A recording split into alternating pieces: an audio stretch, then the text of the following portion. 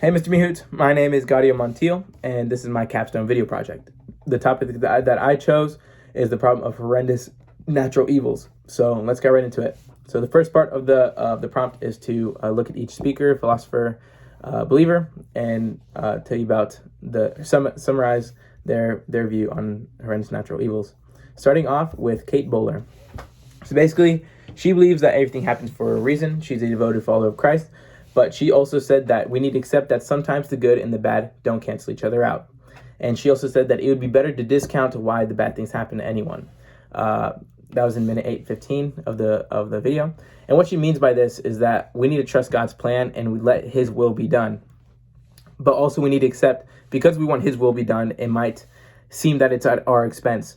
So we shouldn't count the good and the bad, because before she found out she had cancer, she was a very, from a third person point of view, she was a very devoted follower of Christ. She was a book writer, she was a counselor, she was a mentor, and she just helped others and spread the word of Jesus. But when she found out she had cancer, she was like, God, why me? Why punish me? Why am I the one getting cancer when all I've done is be a devoted follower of Christ?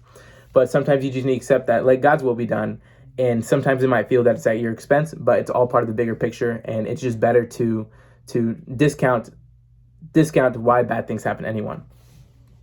She also said that the spectrum of life is a beautiful and hard thing, because when she had cancer, in times when you should feel abandoned by God, you feel loved. And what she means by this is that when she had cancer and she's like, God, why me? She's confused. She's angry at God. She felt the most loved by people around her. Because even though she was confused and angry with God, there are people around her, hey, we're with you, praying for her, words of reassurance, helping her out mentally, emotionally, physically, because she was going through such a hard time. That's when she felt the most loved. That was in minute 11:20 of the video. Now, going on to David Bentley. Basically, what David Bentley believes is that a lot of the time, because due to our knowledge, suffering and death, considered in themselves, have no ultimate meaning at all. Basically, what he means by this is that, for example, a 3-year-old boy were to die with cancer. What's the lesson in that? And he believes that sometimes, not even sometimes, but there is no lesson at all. Basically, what he used in his article was examples of genocide, earthquakes, tsunamis, instances where a lot of people die. And basically, he's like, what's the good in that?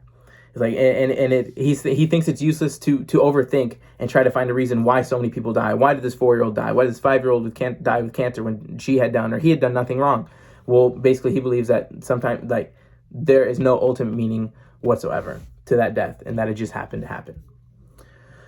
Basically, what C.S. Lewis does, sort of similar to Bowler, is he believes everything happens for a reason, but sometimes, basically what he said is there are limits to our understanding. Sometimes we won't get a clear answer of why things happen, but that there are glimpses of a bigger picture to why things happen.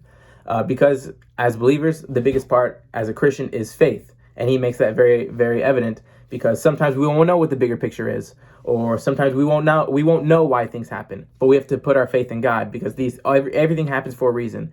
Whether we know it or not, God knows, and we just need to trust Him. Now, looking at Marcus Aurelius. Marcus Aurelius is a philosopher. He believed that the universe is balanced, and that there's no reason to struggle in why things happen to us.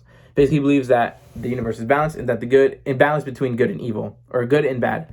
So if something good happens to us or something bad happens to us, we shouldn't struggle. We shouldn't question it, because no matter what, at the end of the day, it'll be equal. So if something really good happens, we shouldn't question it, or something really bad happens, we shouldn't question it, because the good and the bad will equal each other out.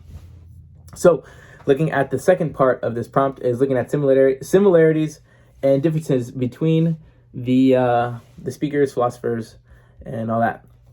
So looking at a similarity between Kate Bowler and C.S. Lewis, they're both, similarities, they're both Christians, and they both believe that there's a bigger picture to everything, and that it's sort of tied down, a little weird, but it has the same central idea of we just have to accept what happens, whether we know it or not, or whether we know the reason of something bad or good happening to us, because it's all part of the bigger picture, which is God's will.